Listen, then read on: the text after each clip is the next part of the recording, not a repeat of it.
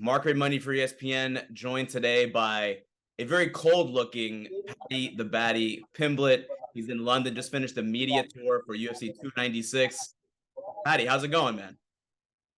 It's good apart from the cold. Yeah, it's real good. I've had a nice busy day. I've had a laugh doing some interviews and stuff. So yeah, I've enjoyed my little day out in London. You're a very busy man. Since the last time we spoke, you got married. You have twins on the way with your lovely wife. What's changed for you since the last time we've all seen you? Yeah, they're the two biggest things, like, to be fair. We got married in May and then literally found out I was having twins a couple of weeks ago. So yeah, my home life's changing. I'm moving out soon as well, lad. So my home life changing a lot at the minute. Got busy weeks coming up. Do you feel any different now that you're a married man and you're gonna be a dad? No, not really. It's just still the same. That might change when the kids arrive. I think you wrote in May, right there. That's the delivery date. Yeah, that will change when the kids arrive, definitely, especially when there's two of them. Are you excited? Yeah, I am very excited. Trying to balance the excitement with I guess preparation during a training camp. Yeah, you're not wrong there. Hopefully I can get another fight in before it as well, to be honest. Okay. So this is a big one. UFC 296, Las Vegas, December 16th, last card of the year. Tony Ferguson's a legend. He's going to be the guy that's going to be looking across from the octagon from you. How do you feel about this fight? It's a big fight, you know what I mean? It's the biggest fight of my life. I'm fighting an absolute legend of the sport, you know what I mean? He's one of the top 5 lightweights of all time. You know what I mean? When he was on the 12-fight win streak, he's a brilliant fighter and he's got a great personality as well, hasn't he? So I can't wait to share the octagon with such a legend. Tony Ferguson, obviously, like you said, he had one of the longest winning streaks in lightweight history. He's fought and beaten a lot of the guys that came before. A little bit on maybe the downside now, right? You know, losing streak. He's a little bit older. You know, he's in his late 30s. A lot of people have said like maybe this is a lose-lose situation for Paddy. What do you? I've already said this myself. Said this myself in other interviews. This is a lose-lose situation. I saw the likes of Sean O'Malley saying it. This is a lose-lose situation for me because when I beat him, people are going to be like, "Oh, Tony was finished anyway." You know what I mean? He needed to retire anyway. But if the unthinkable happens and I do lose, then I'd be like, "Oh, Paddy's been beat by a finished Tony Ferguson." So, you know, it's one of them. It is a lose-lose situation, but at the same time, I've told you before, and I'll say it again, I never turn down a fight. Whatever fight gets offered to me, I take. And I got offered Tony Ferguson, so I signed on the dotted line. How do you kind of change that perception that it's a lose-lose? Like how do you, because it is still Tony Ferguson. Yes, he's older. Yes, he's on a losing streak, but it's Tony Ferguson. He's a dangerous guy. Yeah, he is. He's a very dangerous guy, you know what I mean? He can finish anyone. Like, as I said this to someone else today, even in the fights that he's lost on the 6-fight losing streak, he nearly finished Justin Gage in the second round. He nearly finished Michael Chandler in the first round. He dropped Bobby Green in the first round. So it's not as if all of these fights he's been absolutely dominated. Do you feel like he's kind of on the downside a little bit, but you can't really prepare as if he is that, right? Yeah, of course. He is on a little bit of a downside. Obviously, he's on a 6-fight losing streak. He's 39 years of age now. He's getting older, you know what I mean? Like, you only see people fighting to that age in like the heavyweight and light heavyweight divisions because you don't have to be as fast. They don't lose the speed as much. Where I can see Tony slowed down a bit. You know what I mean? You can tell he's not as fast as he was. His reactions aren't quite there, and his balance has gone a bit. But it's still Tony Ferguson, not still a former interim lightweight champion of the world, and someone who's got the longest win streak in lightweight history. He's training now with David Goggins, who is kind of a marvel when it comes to endurance, will, determination. Have you seen these videos? Because they're somewhat controversial. I've seen some criticisms of these videos. Have you seen this, and what do you think? Yeah, I think it's just crazy. It's wild. You know what I mean? That's like what people used to do in 1998 when we was on like UFC 41. You know what I mean? Like that's just completely irrelevant nowadays. Training like that, like you can tell by the look on Tony's face. that it's hurting him. You know what I mean? I think he's going to be overtrained coming into this fight, and it's going to be even easier for me to finish him because he's been doing this now with Goggins. Do you see any way how that could help him? I mean, he's already kind of known for mental toughness.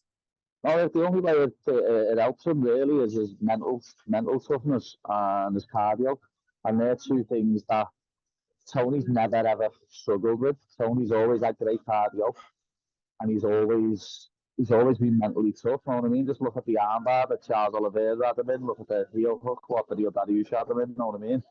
He doesn't need any more mental toughness than he's already got. I just don't understand why he's done it.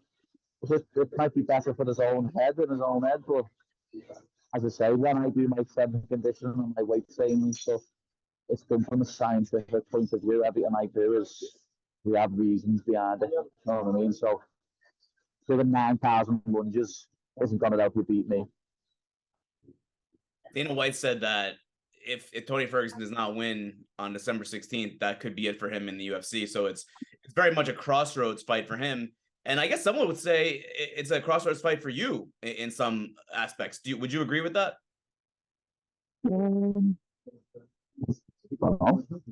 Really, don't know, don't care. I'm not asked. I'm focused on winning my fight. That's all that matters. Have you thought at all about like the trajectory? Because obviously you've been on this crazy rise, right? You know, your popularity has grown so much over the last few years. And then you haven't fought in a little bit. The Jared Gordon fight probably, you won, didn't go the way that some might have thought, probably not the way you wanted it to go. Any thoughts on that and what the trajectory is now? Still the same as it was, lads. Keep winning fights. You know what I mean? Keep winning fights, climbing the rankings. That's it. You know what I mean? People can say what they want about the Jared Gordon fight. The only three people what matter, whose opinions matter about that fight, are the three judges what was that cage side, and all three of them scored it for me. Have you made any adjustments, any tweaks in the last year? Of course, I've made lots of adjustments, but I can't really go off that fight with Jared Gordon because I had to get my ankle fully set. Like I had to get 3 different surgeries on my ankle after that fight after messing it up in the first round. That's what proper annoys me about that fight, lad.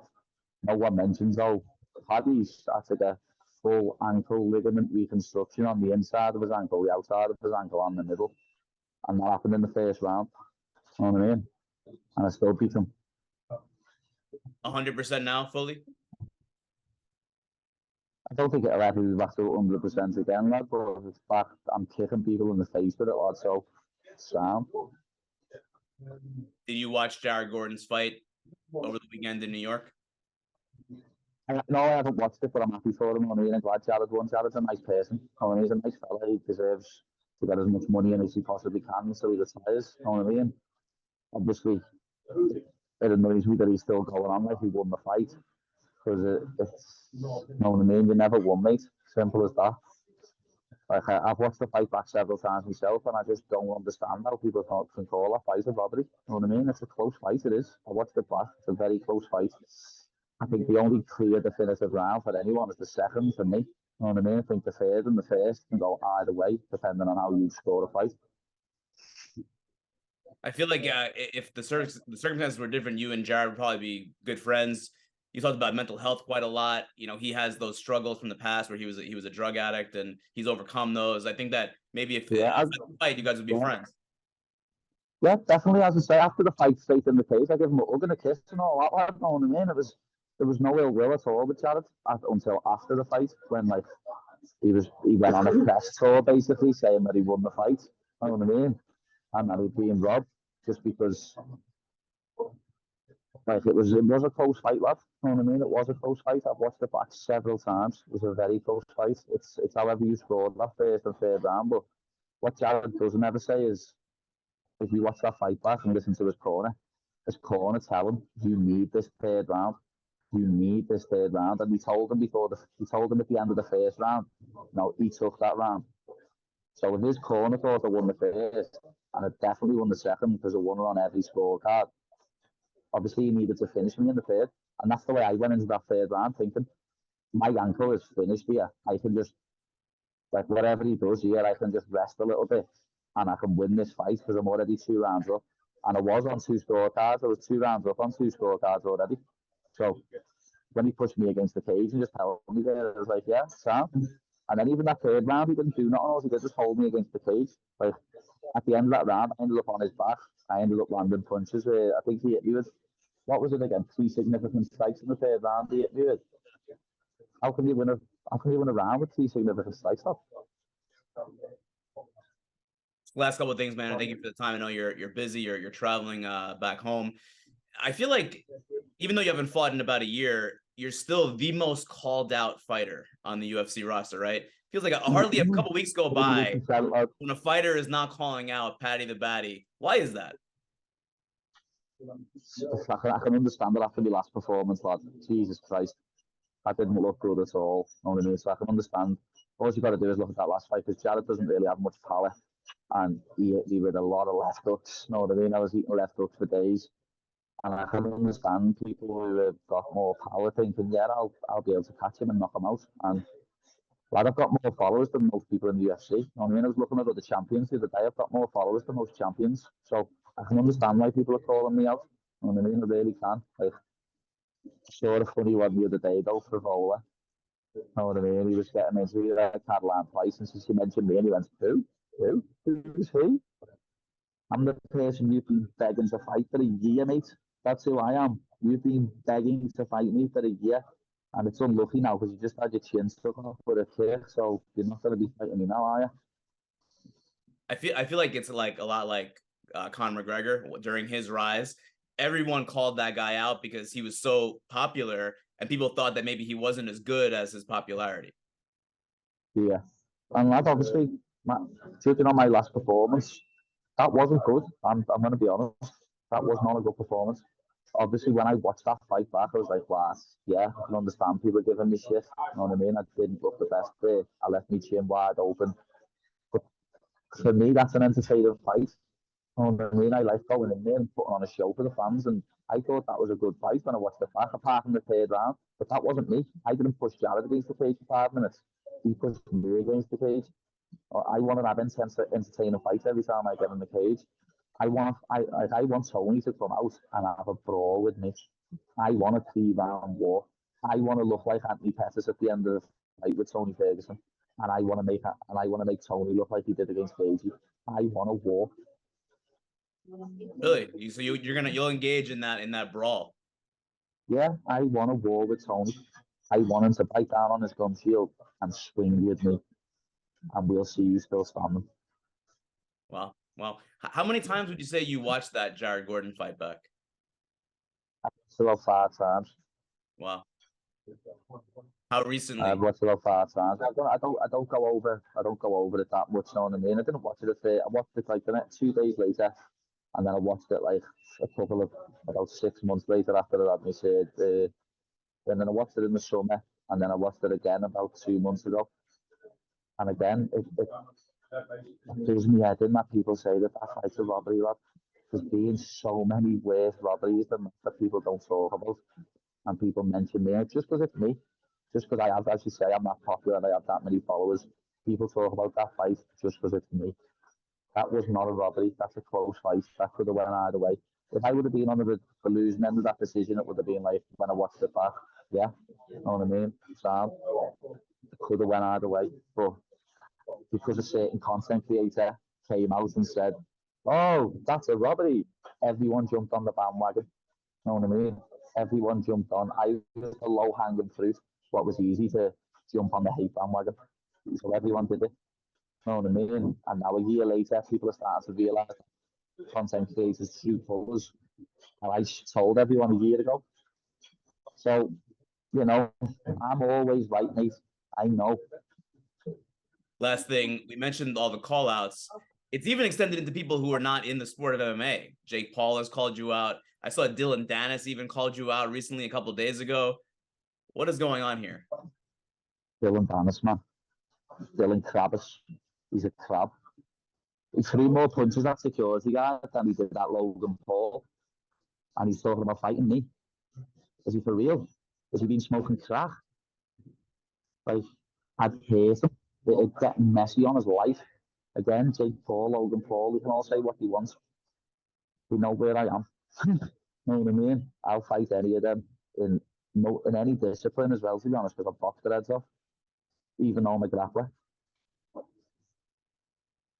Paddy, thank you so much. Safe travels home. We'll see you in a few weeks. UFC 296. Paddy the Paddy Pimblett, Tony Ferguson should be a lot of fun. Thanks, man. Appreciate it. Yes, Marc. Thank you for the time. Thanks, Paddy. Safe travels.